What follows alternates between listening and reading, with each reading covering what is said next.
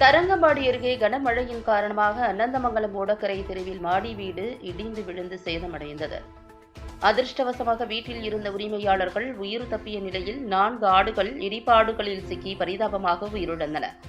வங்கக்கடலில் நிலை கொண்டுள்ள ஆழ்ந்த காற்றழுத்த தாழ்வு பகுதியின் காரணமாக கடந்த 3 நாட்களாக மயிலாடுதுறை மாவட்டம் முழுவதும் பரவலாக மழை பெய்து வருகிறது. குறிப்பாக தரங்கம்பாடி தாலுகாவில் விட்டுவிட்டு கனமழையானது கொட்டி தீர்த்து வருகிறது. தரங்கம்பாடி தாலுகாவில் தரங்கம்பாடி பகுதியில் 13 சென்டிமீட்டர் மழையும், செம்பனார்கோவிலில் 18 சென்டிமீட்டர் மழையும் பதிவாகியுள்ளது. இடைவிடாது பெய்து வரும் மழையின் காரணமாக பல்வேறு பகுதிகளில் தாழ்வான பகுதிகளில் மழை நீர் சூழ்ந்துள்ளது. தரங்கம்பாடி தாலுகா காழியப்பநல்லூர் ஊராட்சி அனந்தமங்கலம் ஓடக்கரை தெருவைச் சேர்ந்த ரத்தினகுமார் என்பவருக்கு சொந்தமான சுமார் 35 ஆண்டுகள் பழமையான மாடி வீடு மழையின் காரணமாக திடீரென இடிந்து விழுந்தது. வீட்டின் உரிமையாளர் ரத்தினகுமார் மற்றும் அவரது மனைவி 3 குழந்தைகள் வீட்டின் பின்புறம் உறங்கிக் கொண்டிருந்ததால் அதிர்ஷ்டவசமாக உயிர் தப்பினர். இடிந்து விழுந்த வீட்டில் கட்டப்பட்டிருந்த 4 ஆடுகள் இடிபாடுகளில் சிக்கி பரிதாபமாக உயிரிழந்தன.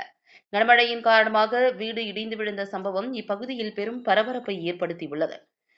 தரங்கம்பாடி தாலுகாவில் கனமழை கொட்டி தீர்த்து வருவதால் பொதுமக்கள் அச்சமடைந்துள்ளனர்.